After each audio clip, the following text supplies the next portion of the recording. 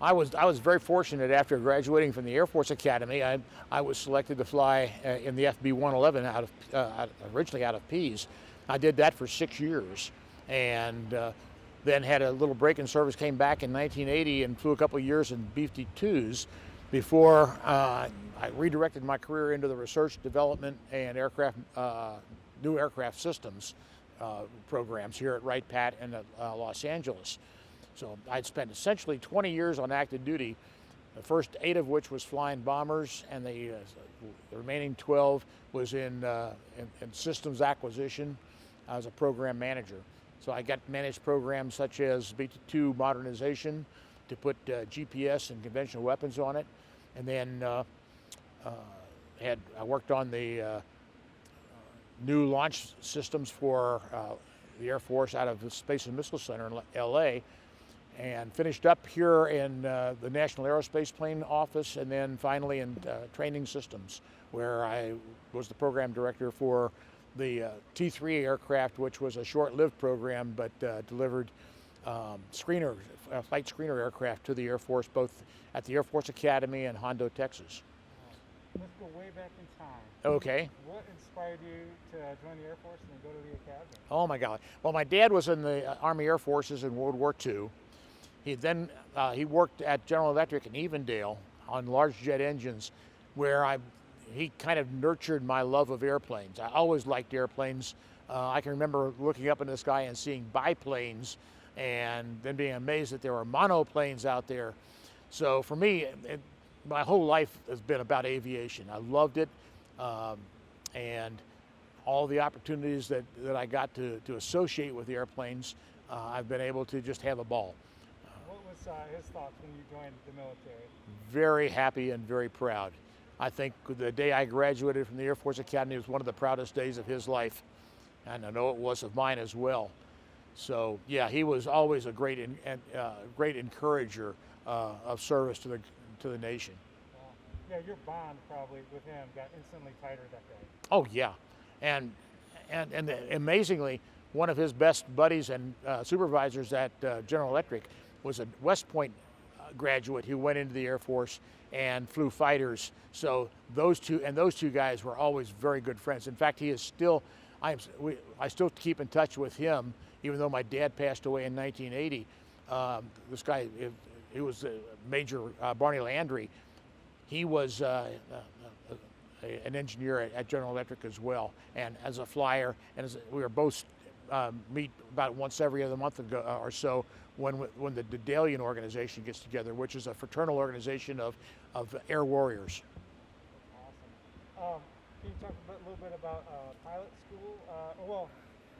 Yeah, you have pilot school after the academy, right? I went to nav school, and because this is a two-place aircraft, has the pilot in the left seat and the radar nav or weapons system officer in the right seat.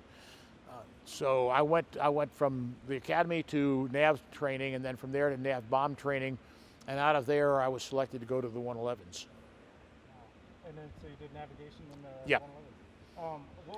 What was that like flying in that amazing, it's almost like a capsule? It actually, that was probably one of the most thrilling things you can do.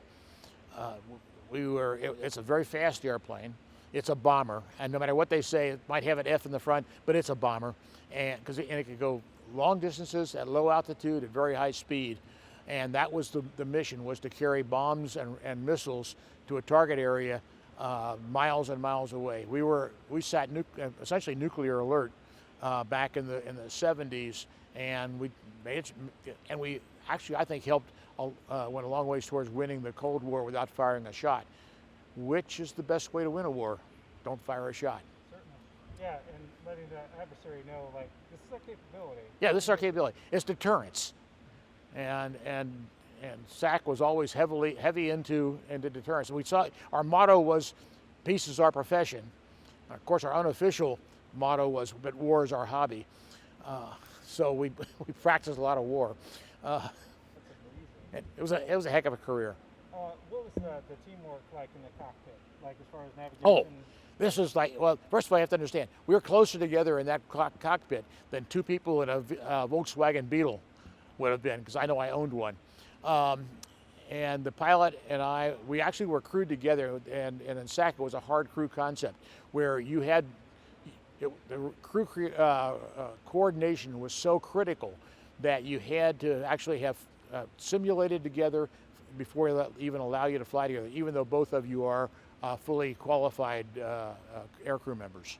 So you were with the same pilot for quite some time? I spent about a year with each pilot, and because most of my pilots, actually my first two pilots, both were majors when they were assigned to me. Both were lieutenant colonels when they left, so they went to staff jobs, and I got a new pilot, and it was, and then my third pilot was a captain who was promoted to major. About the time he was promoted to major, I was reassigned up to Plattsburgh as an instructor in the school. And you said earlier we talked about 25 years service with this bird. Yes, the airplane actually, it went on active duty somewhere in the very late 60s, and in the mid-1990s they retired them, primarily because the aircraft because of the mission it flew at low altitude and what we call a high dynamic environment. It suffered a lot of metal fatigue, and they found out to modernize the aircraft would have really required rebuilding a lot of the major internal components, replacing them with more modern metals. What was the time period that you flew? I flew from 72 to 78 in the 111, and then 80 to 82 in the B-52, and then stopped flying essentially for the rest of my career. Yeah, so you were kind of like on the tail end of Vietnam? Yes, I was. Yeah, it was too late to actually go over and participate, because by the time I got checked out, it was 1973. Things were winding down, and I was assigned to SAC, not TAC, so I never got a chance to go there. Okay. It's amazing we've got two of these on display. Yep. What's a good takeaway for the public? What should they know about this bird? This bird actually, I think the biggest thing, it was leading edge technology in terms of digital computers. We had the first digital computers, and digital flight control systems, or automatic flight control systems that could take some of the bumps out, if you will, some of the turbulence out, make it a smoother ride, smoother on the aircraft, smoother on the aircrew. Wow, that's fantastic. Yeah, how long have you volunteered here? Oh, I've been volunteering for about a year and a half, 2 years. Excellent. What's it like when you see children? I mean, a big part of our mission is education and, Yep. Of course, motivate and inspire the youth and everything. General Hudson just talked about that too. Mm-hmm. What's that like with your interaction with some of the public with these aircraft? It's interesting. I'm actually, when I'm a normal volunteering day, I work in the space learning node, and that is essentially a classroom in the experimental and space hangar. My job is to kind of introduce kids to some of the engineering concepts, some of the things that why airplanes fly, and try to interest them in a career in aviation, whether it's as an engineer or a pilot or a technician. And so that's what I do when I'm here on a normal basis. Yeah, awesome career. And then what's it like to be around these birds and then other veterans too? I mean, that's got to be pretty neat every day. Quite honestly, the most fun, for me anyway, one of the biggest kicks I get out of this is going over and talking to some of the other air warriors here. And it turns out that one of my pilots in FB-111s was the pilot for a navigator that was here the last time I was here, and at the B-58. So that will tell you how close this community really is. And it's just fun to share stories, war stories with great aviators. And we have some great ones here. That's awesome. Yeah, why should people come and see a CF National Museum and U.S. Air Force? I think that history is important to understand. And in fact, if you don't, I truly believe that if you don't learn from history, you are doomed to repeat it. To learn what this nation could do when it needed to preserve freedom, knowing this is the only nation on the face of this earth that was formed on the basis of ideas, not on territory or tribe. I think it's important for us to pass those thoughts on to our youngins, to those who are going to come after us, and try to communicate to them the importance of keeping this tradition alive. This is essentially how we got to where we are today. This is what's kept us free. Awesome. Yeah, people should come see it. That's great. What do you think today's pretty historic day? 73rd anniversary. This is the 73rd anniversary. I know it is because the Air Force is 3 weeks younger than I am. And I keep telling people that President Truman back in 1947 said, Mike Uecker's alive, we got to find something for him to do for the rest of his life.